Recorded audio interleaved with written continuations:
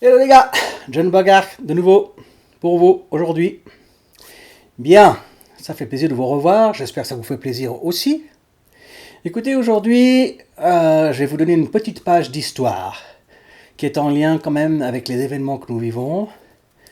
Euh, voilà, quelque chose, peut-être certains d'entre vous n'étaient pas encore nés à l'époque. Ça date du 14 septembre 1974.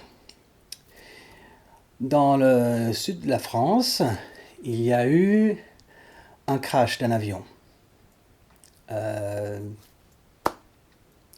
on n'en a pas parlé au grand public pour une raison toute simple.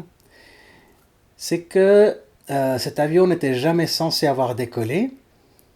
En fait, l'affaire a été ébruitée par des opérateurs radars qui ont vu d'abord un écho arriver sur leur radar, qui était un avion tout à fait conventionnel, et un deuxième écho qui est arrivé sur ce même écran radar.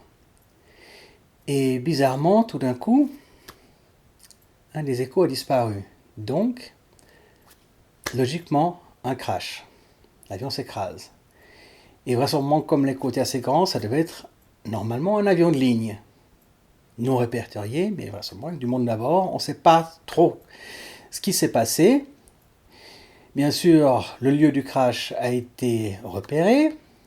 L'armée, la police, les pompiers, tout le monde s'est rendu sur place pour aller voir ce qui se passait. Étrangement, dès que l'endroit a été repéré et que toutes les forces de l'ordre étaient autour, le site a été sécurisé à peu près 50 km à la ronde. On a fait déménager les gens dans les villages avoisinants. Interdiction de revenir sur place avant en tout cas 2 à 3 mois. Le site a été plus que nettoyé d'une façon radicale et rigoureuse. Et pas mal de photos ont été prises. Mais les photos, pour la plupart, ont été dissimulées.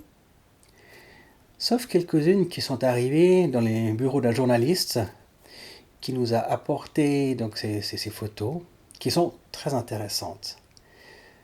Parce qu'effectivement, on connaît l'endroit, on voit qu'il y a de la fumée, des flammes.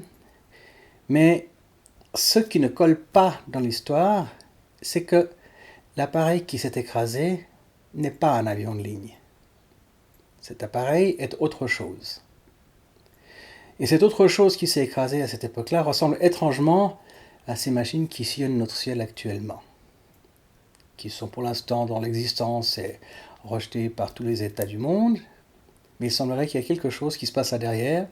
On ne nous en dit pas plus, on nous parle de progrès technologiques extraordinaires, il y a des bons incroyables. Dû à qui, à quoi? Est-ce que tout d'un coup, il y a un baby-boom de génie? C'est possible, hein, ça peut arriver.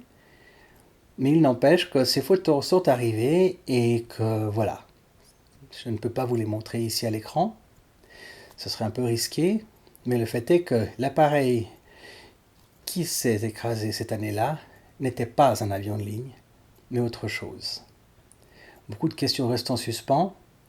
Peut-être que je pourrais vous apporter des réponses lors d'un prochain blog. Mais alors, restez branchés.